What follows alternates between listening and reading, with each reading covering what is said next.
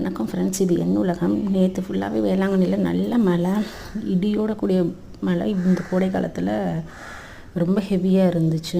இன்றைக்கி காலையில் எழுந்திரிச்சதும் கொஞ்சம் வெளுத்துருந்துச்சு வானம். ஆனால் மழை வர்றதுக்கான அறிகுறிகளும் தெரியுது. நான் மொட்டை மாடிக்கு போனேன். ஃபஸ்ட் டைம் இந்த மழையில் எங்களுக்கு மல்லிகைப்பூ பூத்துருந்துச்சு.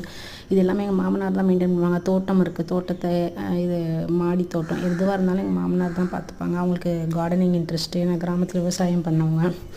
இப்போவுமே வருஷம் விவசாய காலத்தில் ஊருக்கு போயிடுவாங்க. ஸோ இதெல்லாம் பார்த்துட்டு அழகாக இருக்கேன் ரசிச்சுட்டு கீழே வந்து சாமிக்கு விளக்கேற்றினமே. இன்றைக்கின்னு பார்த்து எனக்கு காலையிலேயே ஹேர் ஆயில் ஆர்டர்ஸ் எல்லாம் வர ஆரம்பிச்சிருச்சு. பக்கத்து வீட்டில் கேட்டாங்க, அவங்களுக்கு 2 பாட்டில் கொடுத்துட்டு மறுபடியும் கொஞ்சம் தூரத்தில் இருக்கவங்க கேட்டிருக்காங்க. அவங்களுக்குலாம் எப்படி அனுப்புறதுன்னு சொல்லிட்டு பேசிட்டு வந்து கிச்சனில் எப்போவுமே பசங்க ஸ்கூல் போனது ஒரு 10 நிமிஷம் எனக்காக டைம் ஸ்பெண்ட் பண்ணி உட்காருவேன்.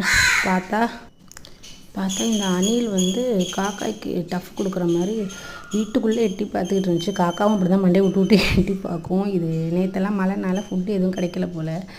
காக்காய்க்கு வச்சுருந்த இட்லி பிஸ்கெட் எல்லாத்தையும் அதுதான் ஃபஸ்ட்டால் தூக்கிட்டு போயிட்டு இருந்துச்சு. எனக்கு பார்க்கவே சந்தோஷமாக இருக்குது. ஏன்னா அணில் எப்போவுமே நம்ம போனோம்னா தூரத்தில் போனாலும் ஓடி போய் ஒழிஞ்சிக்கிறோம். வீட்டுக்குள்ளே வந்து எட்டி பார்க்குற அளவுக்கு அதுக்கு பசி இருந்திருக்கு. மாடியில் போய் வைக்கிற அளவுக்கு டைம் இல்லைன்னு சொல்லிட்டு ஜன்னல்லே அதுக்கு இட்லி வச்சேன். எவ்வளோ அழகாக எடுத்துகிட்டு போய் சாப்பிடுது பாருங்கள்.